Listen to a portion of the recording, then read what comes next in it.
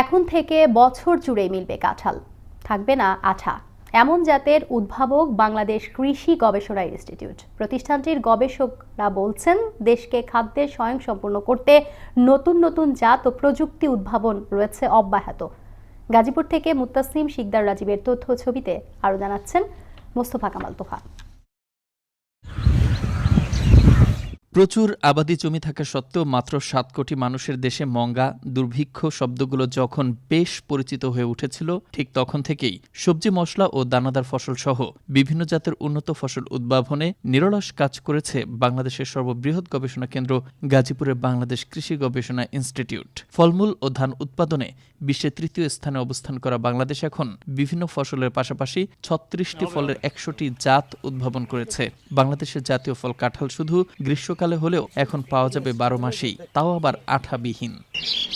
বাংলাদেশ কৃষি গবেষণা ইনস্টিটিউটের ফল বিভাগ এ পর্যন্ত ৩৮টি ফলের ১০০টি জাত উদ্ভাবন করেছে। বাড়ি কাঁঠাল ৩ এবং ৬ এই দুটো হলো ১২ মাসি। এই ফলের যে বৈশিষ্ট্য সেটি হলো, আমি আগেই বলেছি যে এটা ইয়ার রাউন্ড এবং ছোট গাছে ধরে, ১.৫ থেকে ২ বছরের গাছে এই ফল ধরতে শুরু করে। বিভিন্ন ফসলের পাশাপাশি ১৩৬টি জাত উদ্ভাবন করে উৎপাদনের দিক থেকে বিশ্বের তৃতীয় স্থানে অবস্থান করছে সবজি বিভাগ। বিভিন্ন রং ও বিভিন্ন আকৃতির সবজি উদ্ভাবনের মাধ্যমে পূরণ হচ্ছে দেশের চাহিদা। জলবায়ু পরিবর্তনের কারণে দেশের জলবায়ুর মধ্যে পরিবর্তন আসছে। এখন উচ্চ তাপমাত্রা দেখা দিচ্ছে, অতি শীত দেখা দিচ্ছে। তো এই উচ্চ তাপমাত্রা থেকে রক্ষা করার জন্য আমরা চেষ্টা করছি যেন সারা বছর যেন একই সবজি সারা বছর পাওয়া যায়। যেমন শীতকালীন যে সবজিগুলো আছে সেটা যেন গ্রীষ্মকালেও হয় এবং শীতকালে তো অবশ্যই হবে। পরিবেশসম্মতভাবে রোগবালাই ও পোকামাকড় দমন ব্যবস্থার উদ্ভাবন এবং তা মাঠ পর্যায়ে পৌঁছে দিচ্ছে কৃষকের মাঝে। বিষমুক্ত ফসল উৎপাদনও কাজ করছে সংস্থাটি। ফসলের রোগ ডায়াগনোসিস এবং রোগ ম্যানেজমেন্ট নিয়ে আমরা গবেষণা করে থাকি। প্রথমে আমরা মাঠে যে একটি খালি চোখে রোগটি শনাক্ত করি এবং সেটার নমুনা সংগ্রহ করে আমরা ল্যাবে নিয়ে আসি। নন কেমিক্যাল পদ্ধতি অথবা যেটাকে আমরা বলি সমন্বিত বালাই দমন ব্যবস্থাপনা পদ্ধতির মাধ্যমে বিভিন্ন ধরনের পোকামাকড় দমনের জন্য প্রযুক্তি উদ্ভাবন করেছেন।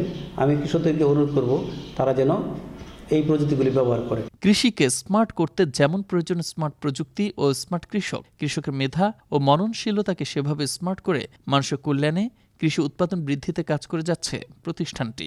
ফসলকে গুরুত্ব দিচ্ছি এবং আমরা জাত এবং প্রযুক্তি বিস্তারে যেগুলো মানুষ গ্রহণ করেছে সেগুলোকে কিভাবে দ্রুততার সাথে নিয়ে যাওয়া যায় সে লক্ষ্যে আমরা কৃষি সম্প্রসারণ অধিদপ্তর, উদ্যোক্তা এবং সকল পর্যায়ে যারা এই কৃষির উন্নয়ন কাজে জড়িত আছেন সকলের সাথে মিলে এক প্ল্যাটফর্মে কাজ করার চেষ্টা করি। বিভিন্ন ফসলের ৬৫২টি উচ্চ ফলনশীল, রোগ প্রতিরোধক্ষম ও প্রতিকূল পরিবেশে চাষ উপযোগী জাত এবং ৬৪০টি উৎপাদন প্রযুক্তি উদ্ভাবনের মাধ্যমে শিল্পের সাথে পাল্লা দিয়ে দেশ জিডিপিতে বড় অবদান রাখছে কৃষিখাত।